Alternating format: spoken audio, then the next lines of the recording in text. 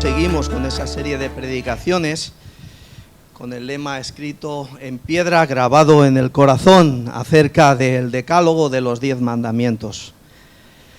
Fijaos que los mandamientos hasta este punto han versado sobre asuntos que tienen que ver con la autoridad divina, de la vida, hemos hablado de la vida y la muerte, de honrar a la familia, del tiempo sagrado, etc. Y de repente la perspectiva cambia, pasa de tratar del respeto hacia Dios y las relaciones santas a tratar con las cosas.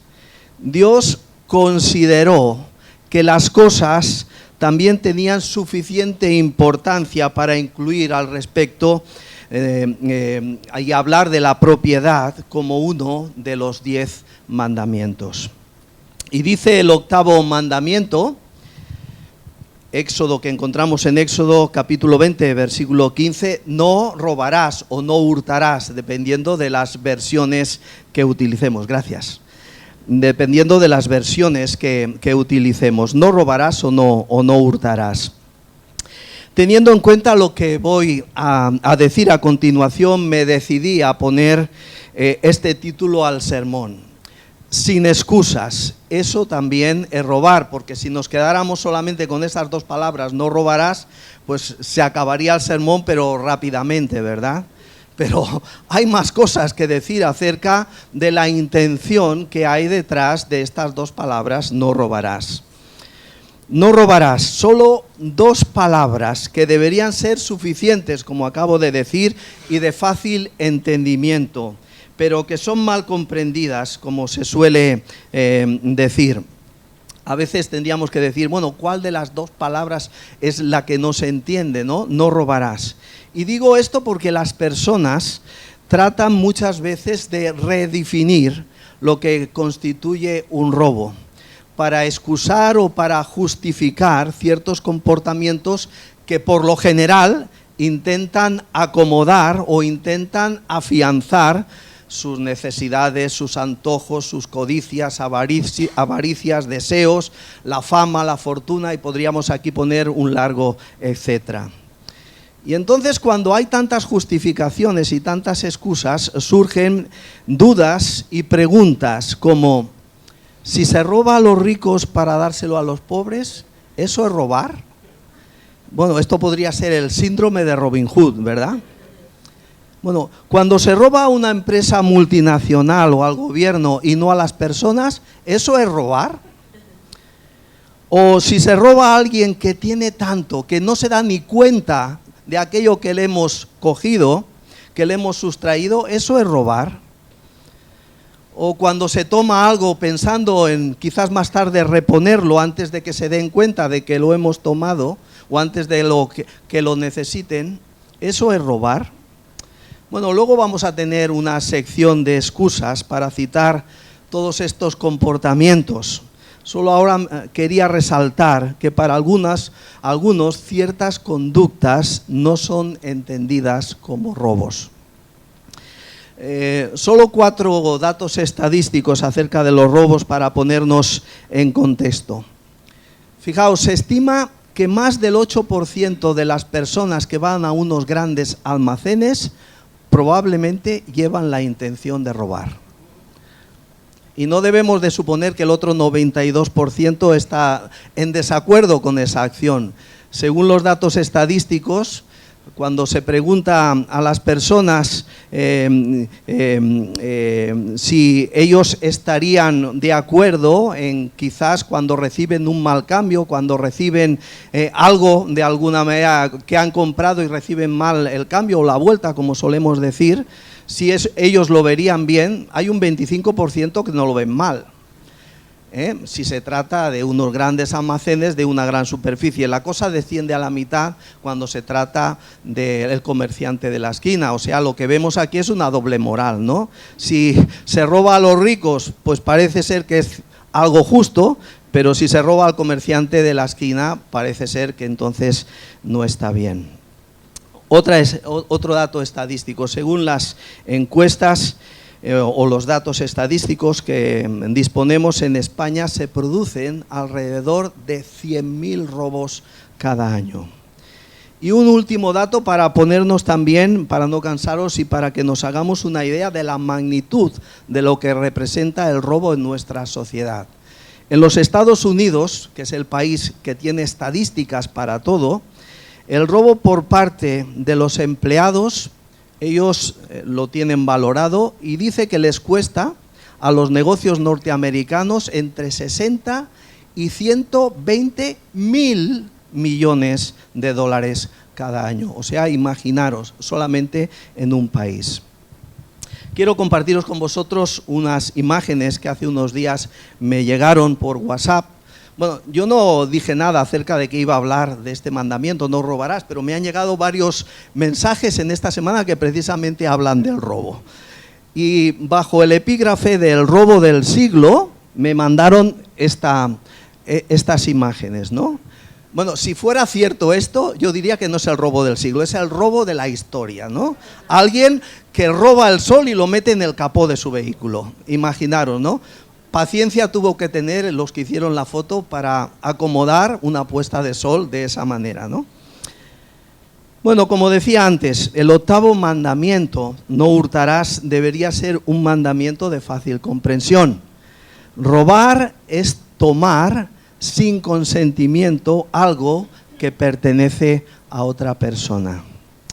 Y en toda sociedad hay algún tipo de norma sobre la propiedad que en general es aceptada y conlleva también un castigo para los transgresores de esta norma o de esta ley. ¿Por qué? Porque ninguna sociedad puede sobrevivir mucho tiempo sin leyes que prohíban el robo. Pensar solamente por un momento, ¿no? Si no estuviera prohibido el robo, ¿qué pasaría en nuestra sociedad? Ya pasan cosas, pero si no estuviera prohibido, si no fuera un delito, imaginaros lo que pasaría. Mientras que el robo generalmente no cuenta con la aprobación de la sociedad, las encuestas muestran que no solemos estar seguros de por qué es erróneo robar. Si preguntáramos al azar por qué es erróneo robar, seguro que obtendríamos multitud de razones. Porque es un delito, algunos dirían, porque robar crea inseguridad y enojo, porque violenta e intimida a las personas, porque si se permitiera robar no se podría confiar en nadie.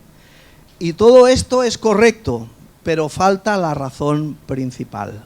Falta la razón principal.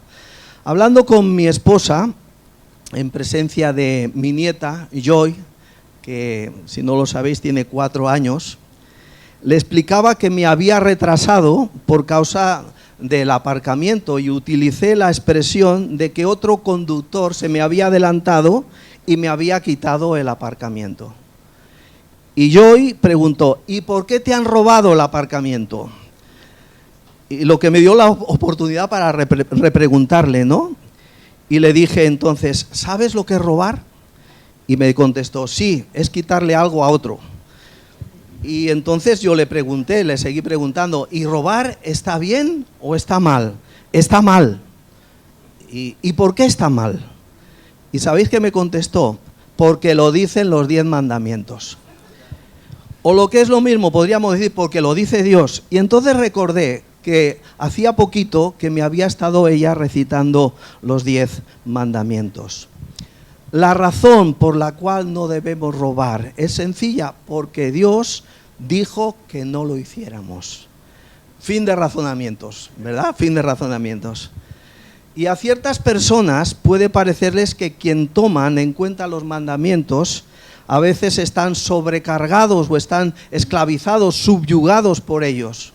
Pero te invito a considerar todo lo contrario, que aceptar un mandamiento te libera de la lucha con tus impulsos interiores más primitivos que te llevan hacia el egoísmo. Si aceptas como tuyo el sistema de valores divinos, eliminas de tu vida la angustia plagada de dudas que requiere presentar como bueno lo que tú sabes que no es bueno, que es malo. Y cuando tú aceptas las instrucciones divinas, cuando tú tomas en cuenta los 10 mandamientos, la paz reemplaza en tu alma a la lucha interior que existe. ¿Eso te convierte como persona en un mero robot? Pues claro que no. El libre albedrío entra en juego a la hora de elegir cualquier forma de vida. Y en el caso del 8º mandamiento, si necesitas o quieres algo, es tu esfuerzo constructivo y creativo lo que se requiere para encontrar una manera justa de obtener esas cosas. Algunos incluso cuestionan la validez de los mandamientos y piensan que podrían crear un nuevo decálogo que sería quizás más útil para el mundo en el que estamos, contextualizar a la actualidad los 10 mandamientos. Y la pregunta sería si esos nuevos mandamientos podrían tratar tan específicamente los problemas de la humanidad como lo hacen los 10 mandamientos de Dios. El robo se condena a través de toda la Biblia, no solamente en Éxodo 20:15 dice no robarás. Quizás el primer robo que se menciona en las Escrituras lo encontramos en Génesis, en el capítulo 27, esa escena donde Jacob le roba la bendición y la primogenitura a su hermano Esaú. Esaú había marchado a cazar, tenía una cita pendiente con su padre Isaac, pero he aquí que se disfraza Jacob y va a buscar a Isaac. Su padre se hace pasar por su hermano Esaú. Y entonces cuando llega su hermano Esaú a ver a su padre y quiere la bendición, este le dijo, vino tu hermano con engaño y tomó tu bendición. Y Esaú, que estaba enfurecido, respondió, bien llamaron su nombre Jacob, pues ya me ha suplantado 2 veces. Se apoderó de mi primogenitura y ahora ha tomado mi bendición.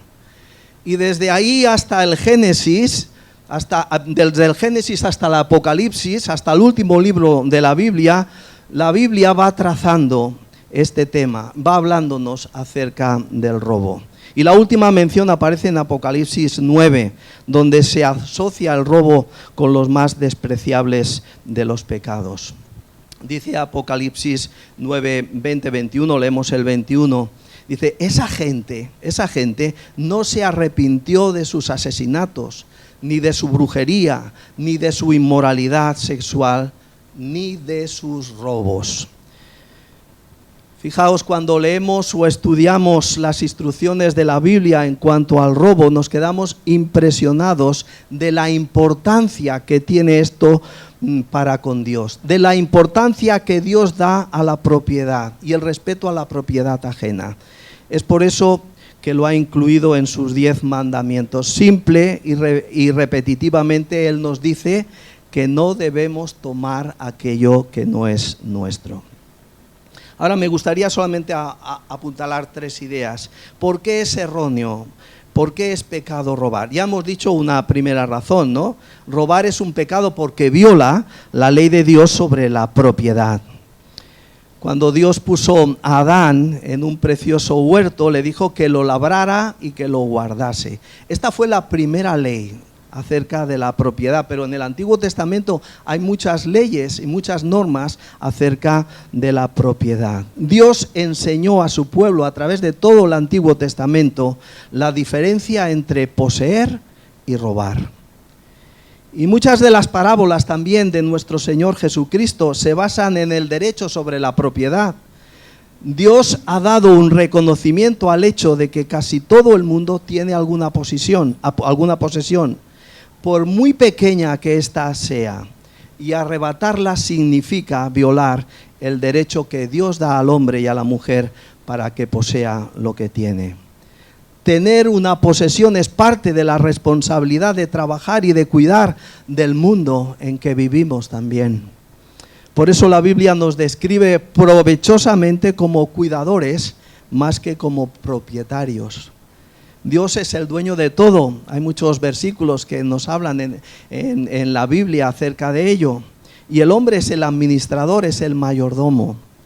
Dios es soberano y el hombre es responsable de lo que Él le ha confiado. Así que, primeramente es pecado robar porque viola la ley de Dios. Segundo, robar es pecado porque muestra un espíritu codicioso. Hay una historia en la Biblia, una de las más terribles respecto del robo. y se encuentra en Josué en el capítulo 7, donde un soldado llamado Acán fue descubierto en un acto de desobediencia a causa de un robo. Dios había ordenado que no tomaran para sí objeto alguno de la ciudad de Jericó cuando la conquistaron, pero Acán no hizo caso y desobedeció a Dios y robó. Y cuando fue confrontado por Josué, confesó su pecado. Y entonces él dice: es cierto que he pecado contra el Señor, Dios de Israel, esta es mi falta. Vi el botín, un hermoso manto de Babilonia, 200 monedas de plata y una barra de oro de medio kilo. Me deslumbraron y me apropié de ellos. Los codicié y los tomé, dice otra versión. Entonces los escondí en un hoyo que cavé en medio de mi tienda. La plata también está allí, debajo de todo. Y por este motivo, a causa de este robo, el pueblo de Israel, que hasta entonces había sido victorioso en la conquista de Canaán, sufrió una de las más estrepitosas derrotas. Y descubierto por su robo y desobediencia, Dios ordenó que el culpable fuera castigado severamente juntamente con toda su familia. Robar es el deseo de conseguir algo a cambio de nada. Es aprovecharse también del trabajo de otro, sin pagar ningún precio. Y robar siempre muestra un espíritu codicioso, de querer más y más. Es el espíritu sobre el cual leemos en Proverbios, en 30:15, cuando escribe Agur: la sanguijuela tiene 2 hijas que dicen, dame, dame. Y hay un escritor, Brian Edwards, que en uno de sus libros dice: robar es pecado porque revela un espíritu codicioso que dice, dame, dame, y nunca se satisface. El robo es la sanguijuela de nuestra sociedad. Y tercero, robar es pecado porque produce violencia.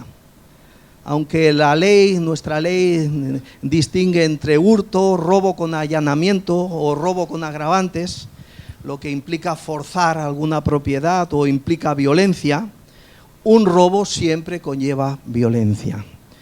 En el Nuevo Testamento Santiago lo resume a la perfección. Dice en su carta, en el capítulo 4, versículos 1 y 2, ¿sabéis por qué hay guerras y pleitos entre vosotros? Pues porque no sabéis dominar vuestro egoísmo y vuestra maldad.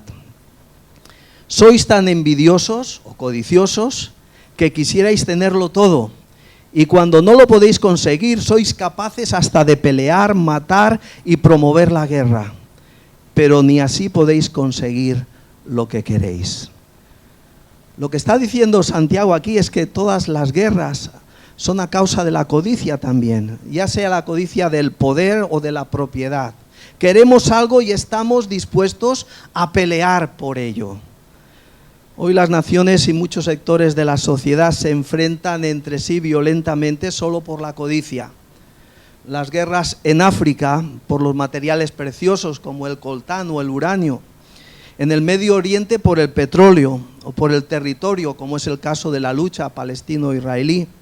O recientemente también la situación que estamos viviendo en Ucrania. Son ejemplo precisamente de esa codicia del hombre de querer lo que tiene el otro.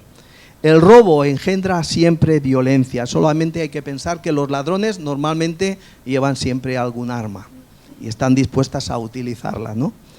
Pero también la violencia, pero también en el robo la violencia es una respuesta al robo. Y a veces la primera reacción al padecer un robo también es tratar de hacer la justicia por nuestra propia mano, ¿no? Quien cuando a veces, lo habremos oído, se ha ido de vacaciones, vuelve, le han limpiado la casa, limpiado en el buen sentido, por un impulso deseado, indeseado, probablemente quisiera tomarse la justicia por su propia cuenta. Y de, si solo pudiera atraparlos, se iban a enterar si los agarro, ¿verdad? Pues siendo la naturaleza humana como es y cómo respondemos al robo con violencia, por este motivo tenemos leyes en nuestra sociedad que limitan la agresión del que defiende sus posesiones. Y lo mismo sucedía en el Antiguo Testamento. Dios tenía que poner límite a la reacción violenta que el robo suscita en la mayoría de nosotros. El robo es un pecado porque viola la ley de Dios, porque muestra un espíritu codicioso y porque genera violencia. Ahora surge la pregunta: ¿es siempre erróneo, es siempre pecado robar? Bueno, no sé lo que me contestaríais vosotros, pero os voy a poner una anécdota que leí, una historia que leí en estos días. Y es la historia de unos primeros colonos europeos que desembarcaron, cruzaron todo el Atlántico y desembarcaron en Cabo Cod, en Nueva Inglaterra. Y llegaron allí después de una larga travesía, débiles, abatidos, sin casa, muertos de frío, sin comida y debiendo enfrentarse pues a animales fieros, a profundos bosques y también a indios hostiles, aunque de momento no habían avistado a ninguno de ellos. Y creyeron que fue la providencia de Dios cuando se tropezaron con reserva de grano que los indios habían escondido en la tierra. Y eso probablemente fue lo que salvó la vida de aquellos primeros colonos.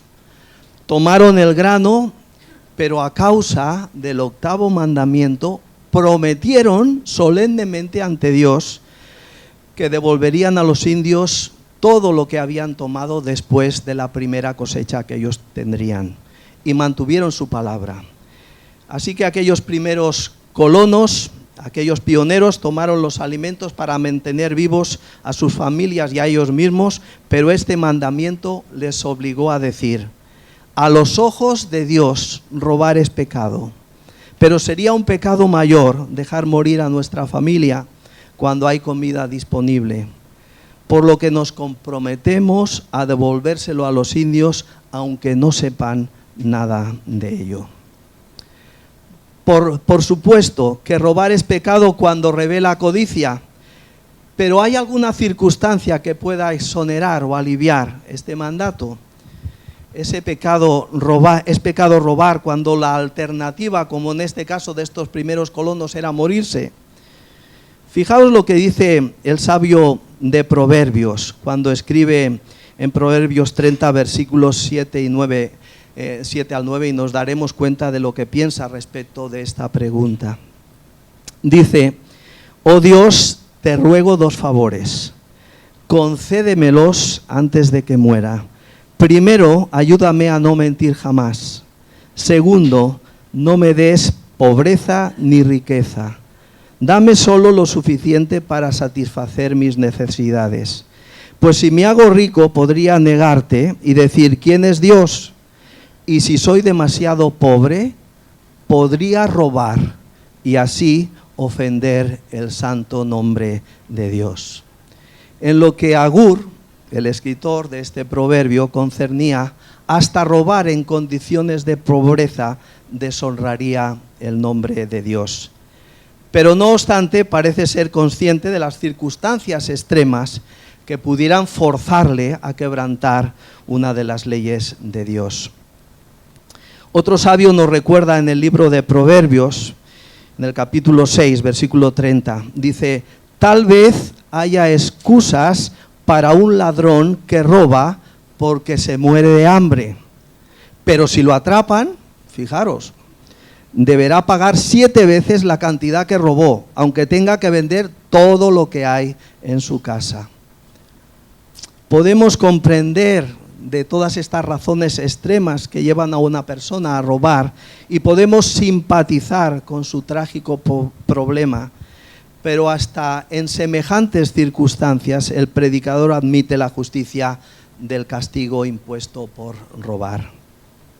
Robar es pecado, cualquiera que sea la razón, aunque a veces sea el menor de dos males, y por esa razón, tal como encontramos en la Biblia, se debe con gracia moderar el castigo.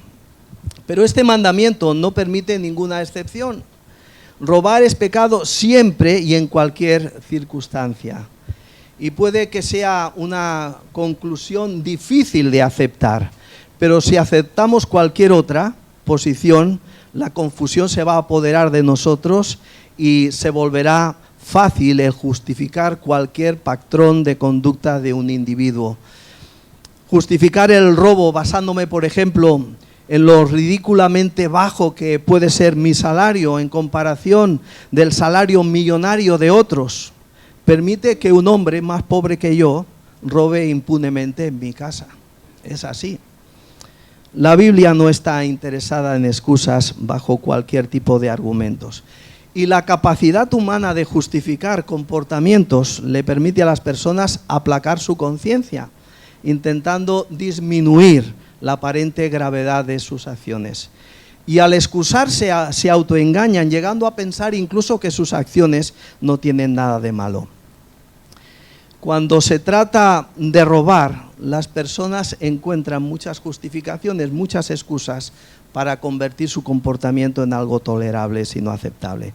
Fijaos en la diapositiva que os he preparado, hay un montón de excusas, las que se me han ocurrido, para justificar que seguro más de alguna de estas excusas las habréis oído en alguna ocasión. Pero su señoría, yo no sabía que era robado. Y resulta que le ha costado 50 euros el dispositivo o el móvil nuevo que vale 700 en la tienda. No, yo pensaba que era una liquidación. Bueno, otra justicia, el que lo encuentra se lo queda. ¿No habéis oído eso?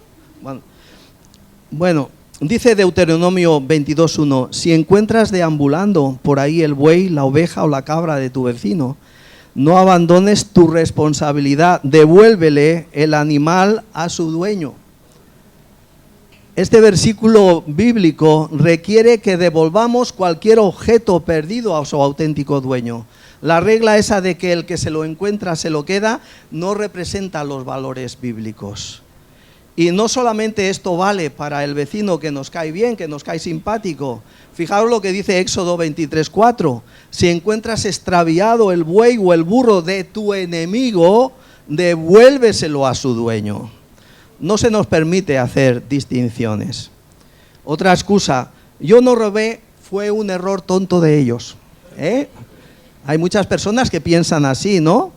Que piensan que es válido quedarse con los 10 euros adicionales que el cajero les dio por error, o no pagar el postre porque el camarero se lo olvidó de poner en el ticket de la cuenta. Y así se excusan. No lo robé, el cajero me lo regaló, sería el argumento, ¿no? Aunque quizás esto no sea ilegal, ciertamente es inmoral conocer el precio justo de algo, de una compra, y no pagarlo. Hay otros que dicen, está bien teniendo en cuenta todos los problemas y la mala suerte que tengo, ¿no? Parece ser que cuando hay un error, esto es como una balanza que compensa la mala suerte que ha tenido en su vida a lo largo del tiempo. Y hay otros que dicen, me lo merezco porque no lo tengo, me lo merezco. Fijaos, no hace mucho tiempo en televisión vi un accidente de un camión, de un tráiler que volcó en la carretera cerca de un barrio que no era muy próspero. Y la puerta del vehículo se abrió con el impacto y ahí estaba la mercancía totalmente a la vista. Y los adultos y los niños corrían arriba y abajo vaciando el camión. Cuando llegó la policía, todo había desaparecido y nadie devolvió nada. Y cuando los entrevistó un periodista, varias de aquellas personas respondieron que lo que había sucedido era un regalo de Dios, puesto que su vida era tan difícil que muchas de estas personas sentían que se merecían aquello que habían tomado. Bueno, el enfoque bíblico no es este tampoco, ¿no? Más bien el enfoque bíblico, como dice Ronald Chapman, es dar a los pobres una oportunidad de proveer sus propias necesidades y no simplemente darles lo que quieren. Y en el Antiguo Testamento había normas también para ello. En el Antiguo Testamento el granjero no debía cosechar los bordes o las esquinas de los campos. Y así los pobres podían, trabajando también, tomar de aquellas semillas que el granjero había dejado sin recolectar. Y esto daba dignidad al trabajo de aquellos desfavorecidos. El sustento de los pobres a corto plazo, el bienestar es también un concepto bíblico. Supongo yo que Ronald Chapman se refería a esos versículos que encontramos en Deuteronomio 24. Dice, cuando recojas la cosecha de tu campo y olvides una gavilla, no vuelvas por ella, déjala para el extranjero, el huérfano y la viuda. Así el Señor tu Dios bendecirá todo el trabajo de tus manos. Y cuando sacudas tus olivos, lo mismo, no rebusques entre las ramas, ¿verdad? Las aceitunas que quedan. O cuando coseches las uvas, no repases las ramas, los racimos que quedan. Déjalos para el inmigrante, el huérfano, la viuda. Y agrega al final, recuerda que fuiste esclavo en Egipto, por eso te ordeno que actúes con justicia. Más que caridad, este mandamiento reconoce el sentido de propiedad, recordando que la propiedad también es un regalo de Dios para compartir con los necesitados. Es aquello de no les des un pez, enséñales a pescar, ¿no? Que es un lema que adoptó también las Naciones Unidas, seguramente teniendo ese concepto bíblico. Otra excusa, esto no le hace daño a nadie. Esta es la justificación preferida de los que roban en los grandes almacenes, ¿no? En las grandes corporaciones. Esto no le hace daño a nadie, ¿verdad? Solo lo tomé prestado. Bueno, pues cualquier cosa prestada sin permiso del dueño es lo mismo que robar. En realidad no he tomado ninguna cosa. Esta es una de las excusas más populares. Esta es la categoría, o están dentro de esta categoría las personas que mienten acerca de la edad de sus hijos para conseguir descuentos, ya bien sea en el parque, en el cine o en toda clase de entretenimiento, ¿no? En realidad yo no tomé nada, ¿no? Lo hice por una buena razón, una de las preferidas. Esta excusa va incluso más allá de convertir el robo en algo aceptable. Pretende elevarlo. El fin justifica los medios, ¿no? Y luego también todo el mundo lo hace. Quizás esta sea la ganadora al premio de la excusa más infantil, ¿no? Que es tan ridícula que no se atreven luego los adultos a contarla, ¿no? Porque es infantil. Y todo vale en el amor, la guerra y los negocios. Pues la Biblia no se adhiere a la idea de que todo vale en los negocios. En Levítico 25 encontramos este texto. Si vendéis algo a vuestro prójimo o compráis algo de mano de vuestro prójimo, no os engañéis mutuamente. La Biblia se ocupa de que quien compre pueda comprar por lo justo y que los vendedores reciban una ganancia justa. Recuerdo una experiencia, la de un jugador de baloncesto profesional, Chris Webber. Este estaba vinculado con la firma Nike y cortó sus vínculos con esta firma deportiva porque rehusó bajar el precio de las zapatillas deportivas que llevaban su nombre.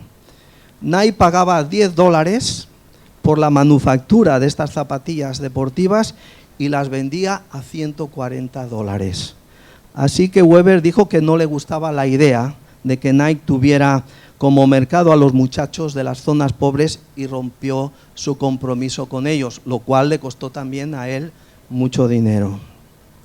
Bueno, Juan el Bautista no fue menos exigente en cuanto a la responsabilidad de las personas que nos sirven. En Lucas 3, 12, 14 dice que cuando los corruptos recaudadores de impuestos fueron a bautizarse y le preguntaron, maestro, ¿qué debemos hacer? Y él les contestó, no recaudéis más impuestos de lo que el gobierno requiere. ¿Y qué debemos hacer nosotros?, preguntaron algunos soldados. Y Juan les contestó, no extorsionéis ni hagáis falsas acusaciones y estad satisfechos con vuestro salario. Otra excusa, pagaré cuando pueda.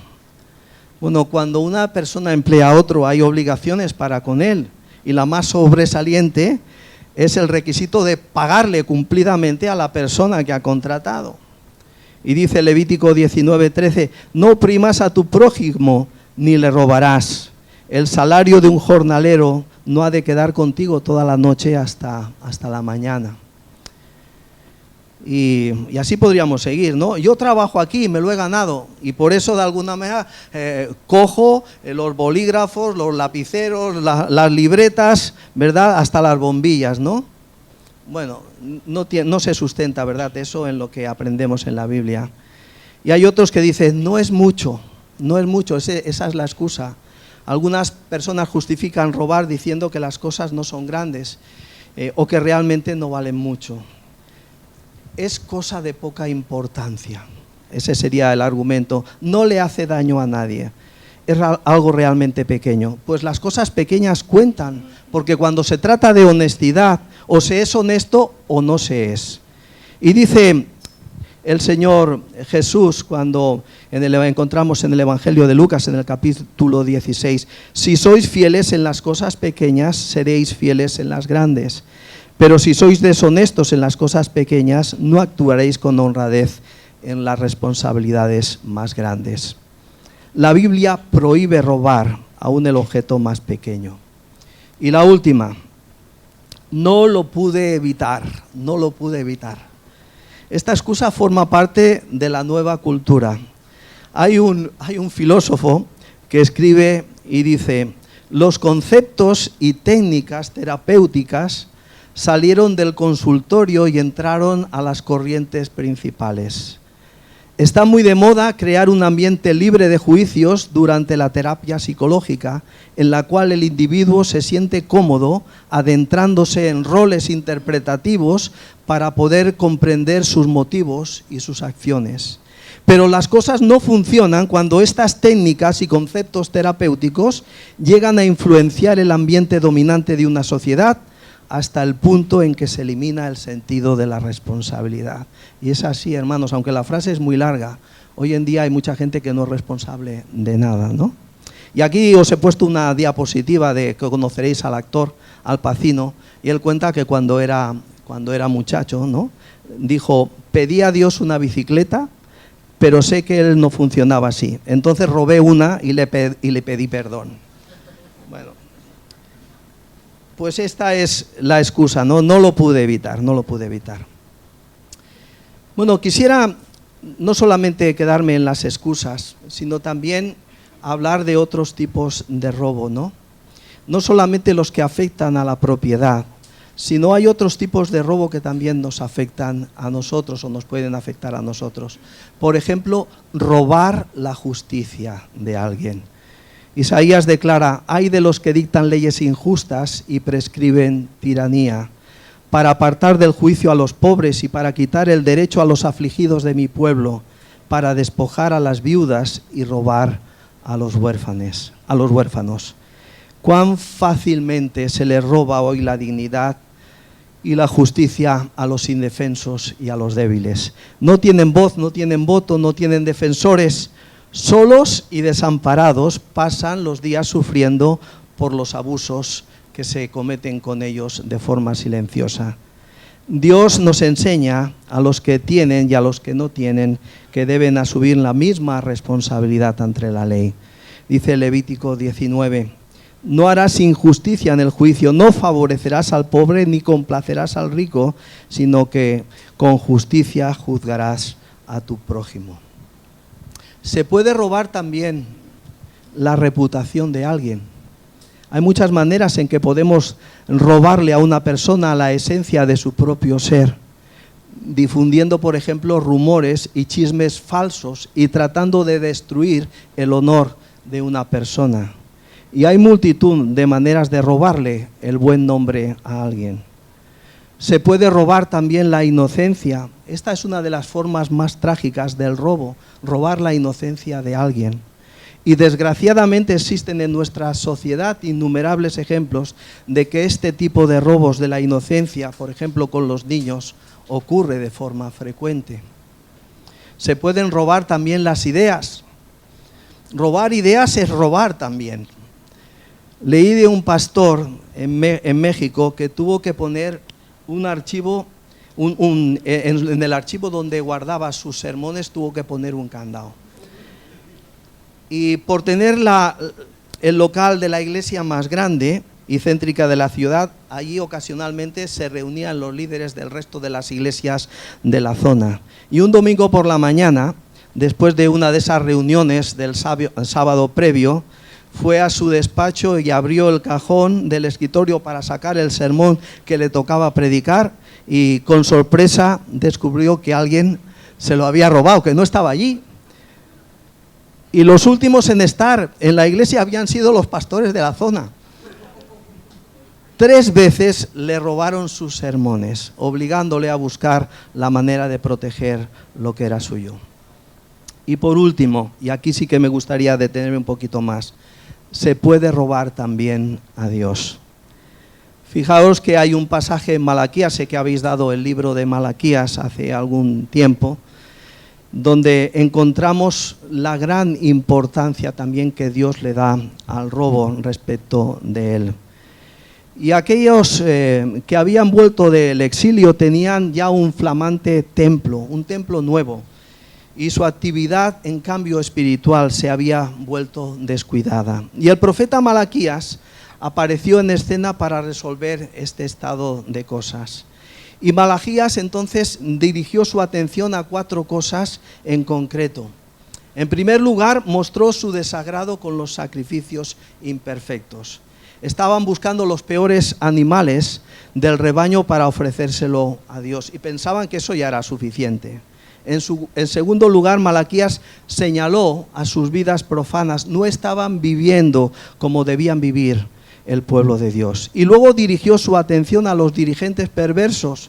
Los dirigentes estaban dando un mal ejemplo al pueblo y estaban dispuestos a decir cualquier cosa al pueblo que éste quisiera escuchar.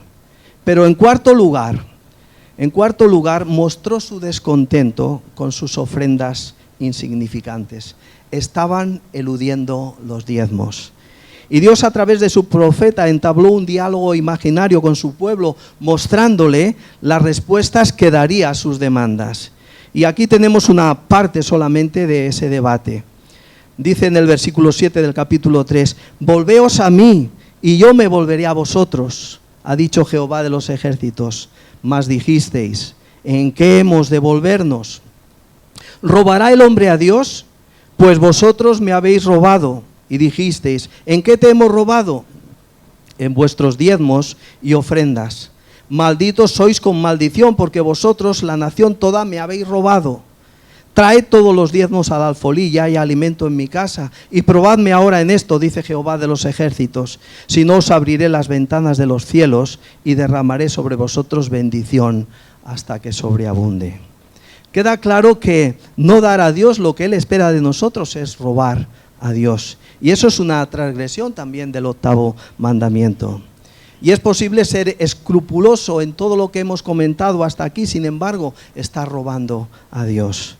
Y Malaquías pregunta, ¿robará el hombre a Dios? Y el profeta muestra cuán fácil es retener las ofrendas y diezmos que le pertenecen a Dios. Y es increíble cómo a veces podemos pensar que a Dios no le importan todas estas cosas y que Él conoce nuestras necesidades. Pues precisamente porque conoce nuestra situación es que llama robo al hecho de que no reconozcamos debidamente al que es nuestro sustentador. Todo nos lo ha dado Él. El aire que respiramos, el techo que nos cubre, los alimentos que comemos, la ropa que vestimos, la fuerza que nos permite trabajar, la inteligencia para hacer lo que hacemos, todo viene de Dios. Y le robamos a Dios cuando no tomamos libremente de todo lo que nos da sin devolverle las ofrendas, como aquí dice en Malaquías, los diezmos, ni las primicias de agradecimiento que le pertenecen.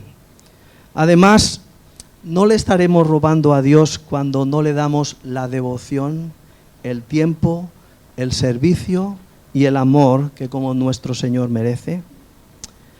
No es el tema hablar hoy del diezmo, ni mucho menos. No es el tema hablar de diezmo sí o diezmo no en la actualidad. Pero no quisiera dejar pasar la ocasión para, de una forma escueta, hacer una pequeña mención. Fijaos, aunque el diezmo consistía en la 10ª parte de la renta de un israelita, el patrón para ofrendar que da el Nuevo Testamento, que da el Antiguo Testamento, no es tan claro como esta simple afirmación que el diezmo representara solamente el 10% de la renta de un israelita. Lo que sí que descubrimos al leer el Antiguo Testamento es que hay dos indicadores de la vida del pueblo de Dios. El primero es si guardaban el día de reposo y el segundo es si le daban a Dios lo que le pertenecía. Y por medio de la lectura de estos indicadores, se ponía de manifiesto la fidelidad y la consagración para con Dios de su pueblo. Personalmente creo que el diezmo no es la cuestión, es un simple modelo o patrón que da el Antiguo Testamento. Hay epístolas, como hemos leído esta mañana, en la ofrenda, ¿verdad? Del apóstol Pablo en 2 de Corintios, capítulos 8 y 9, o 1 de Corintios 16, o el Evangelio de Marcos en el capítulo 6, que se define cómo debe ser la ofrenda cristiana. Y dice que debe ser sacrificada, alegre, voluntaria, proporcionada, abundante, secreta, humilde, regular, y todo ello como resultado de la gracia de Dios. Tampoco quiero decir, no se me malinterprete, que debemos olvidarnos de este concepto diezmo. Daos cuenta que en los tiempos de nuestro Señor Jesucristo, el pensamiento de los fariseos se había vuelto tan legalista que lo contaban todo, hasta las más mínimas semillas, para dárselo a Dios como diezmo. Y nada más que eso, nada más que eso. Y Cristo no condenó su cuidado del diezmo, sino su negligencia con otros asuntos que también son importantes. Les dijo que practicaran el diezmo sin dejar de lado la justicia, la misericordia y la fe. Nada muestra tanto nuestro verdadero valor como la actitud que tenemos hacia nuestras posesiones. Nuestro Señor Jesús, en alguna de las parábolas, como la del rico y Lázaro, o la historia de aquel granjero que derribó sus almacenes viejos para hacer los otros más grandes, para almacenar más porque la cosecha era numerosa, nos enseñó a través de estas parábolas cómo la verdadera condición de sus corazones se veía en la actitud egoísta que mostraban hacia sus riquezas. Y fijaos, nunca he oído a los cristianos discutir de cómo podrían dar más. Solo he oído deliberar de cómo evitar dar tanto como piensan que deberían de dar, ¿no? Y Pablo dice que cuando ofrendemos lo hagamos no con tristeza o por necesidad. Dios preferiría que no dieras nada si no quieres darlo. Podemos poner sobre la mesa todos los argumentos que queramos. Podemos decir que es un contexto temporal o que es un contexto cultural en el cual se nos está hablando de este tema. Pero nos estamos olvidando, cuando lo hacemos así, de que se nos insta a ofrendar con alegría y ofrendar generosamente. Hay un don espiritual por el cual aún no he oído orar a nadie, y es el don de repartir. Y quizás no oramos por él porque Pablo añade una coletilla y dice con liberalidad. Dice, el que reparte con liberalidad, o sea, con generosidad. O sea que nuestras ofrendas deberían ser en ese sentido generosas, con alegría, con regularidad, según el Señor, dice Pablo, nos haya prosperado. En cualquier caso, nuestra ofrenda debería ser especialmente una medida del amor que Dios nos muestra. Pero podemos robar a Dios también de otra manera, cuando gastamos el tiempo en cosas que son superfluas. La traducción de Efesios 5:16 no ha sido mejorada, ¿verdad?, por ninguna otra versión. La Reina Valera quizás recoge de una forma más específica lo que quiere decir el escritor, el Espíritu Santo. Dice la versión, la Biblia de Dios habla hoy, ofrece una paráfrasis aproximada: aprovechad bien el tiempo porque los días son malos. Y dice la versión Reina Valera que debemos redimir el tiempo. Y me gusta más esta versión porque recalca que hay un coste implícito en el cual somos responsables ante Dios por el tiempo que malgastamos. Eso es también robarle a Dios. Y si toda palabra ociosa que sale de nuestra boca será tenida en cuenta, probablemente también cada momento ocioso también será tenido en cuenta. Pero eso no es todo. Dice, ¿qué hay de nuestra energía, de nuestros dones? Pablo nos recuerda en Romanos 12:6 que tenemos diferentes dones según la gracia que nos es dada. ¿Qué estamos haciendo con los dones que Dios nos ha dado? Nuestra mente, nuestras capacidades, nuestro don. ¿Qué estamos haciendo con ellos? Quizás no seamos oradores públicos, pero podemos cuidar, podemos animar, podemos organizar, podemos hacer otras cosas de acuerdo al don que el Señor nos ha dado. Cualquiera que sea el don que Dios nos ha dado, si no lo estamos utilizando, también estamos robando. Estamos robando a nuestros hermanos. Estamos robando a la iglesia y por ello le estamos robando a Dios. Voy a terminar solamente con 2 apuntes más. Fijaros, no solamente hay una enseñanza prohibitiva en los mandamientos, también hay una enseñanza siempre positiva. Y esa es la que debemos buscar, como decía Pablo antes de presentarme. Estaba pensando yo, cuando estaba elaborando el mensaje, que los seres humanos con frecuencia estamos dispuestos a morir por defender nuestra propiedad. Y no estoy diciendo nada extraño.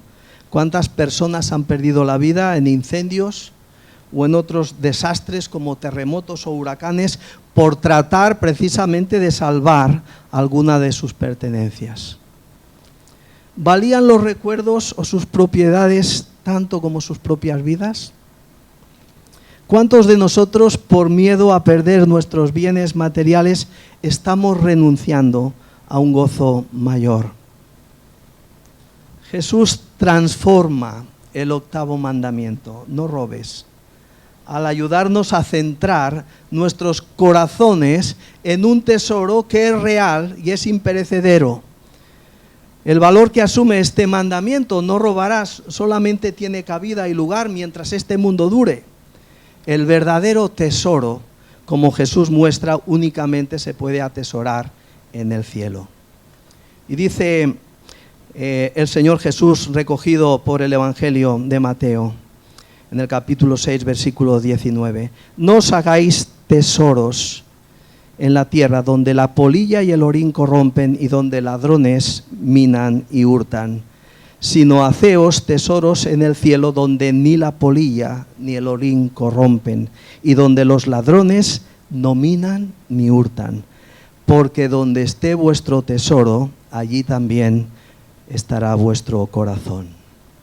Por tanto, como dice el escritor de Hebreos, sean vuestras costumbres sin avaricia contentos con lo que tenéis ahora. Vivamos conscientes de que la vida del hombre no consiste en la abundancia de los bienes que posee.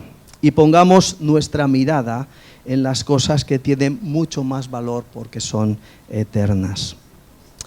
Y la última cuestión. ¿Sabéis qué es lo opuesto de robar? Lo he oído por ahí. Bien.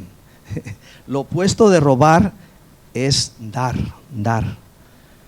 Y considerar como lo que dice el apóstol cuando escribe precisamente de esto. Él dice, el que hurtaba, no hurte más, sino trabaje haciendo con sus manos lo que es bueno. Y aquí nos olvidamos la segunda parte del versículo normalmente. Para que tenga que compartir con el que padece necesidad. El 8º mandamiento protege la propiedad personal y nos enseña a respetar la propiedad de otros. Pero más que eso, este mandamiento contrasta 2 formas, 2 caminos de vida: obtener o dar. Obtener o dar. Jesús, en muchos pasajes del Evangelio, nos tiene que hablar también en estos términos. El que tiene 2 túnicas, dé al que no tiene. Y el que tiene que comer, haga lo mismo. Al que te pida, dale, y al que quiera tomar de ti prestado, no lo rehuses. Y Jesucristo resumió los beneficios del camino de Dios de dar de esta manera. Más bienaventurado es dar que recibir. Termino solamente haciendo un recuerdo. cabe recordar que cuando crucificaron a Jesucristo, y esta mañana lo hemos celebrado a través de los símbolos del pan y del vino, cuando crucificaron a Jesucristo, lo crucificaron junto a dos ladrones, uno a la derecha y el otro a la izquierda. Y uno de ellos se burló de Jesús, y el otro reprochó al que se burló diciendo: nosotros a la verdad justamente padecemos porque recibimos lo que merecieron nuestros hechos, mas este ningún mal hizo. Y dijo a Jesús, acuérdate de mí cuando vengas a tu reino. Y nuestro Salvador, que siempre está atento de aquel que buscaba perdón, pese a sus hechos y sus pecados, respondió: de cierto te digo que hoy estarás conmigo en el paraíso. El octavo mandamiento nos condena, pero como toda la ley viene a ser nuestro guía para conducirnos a Cristo.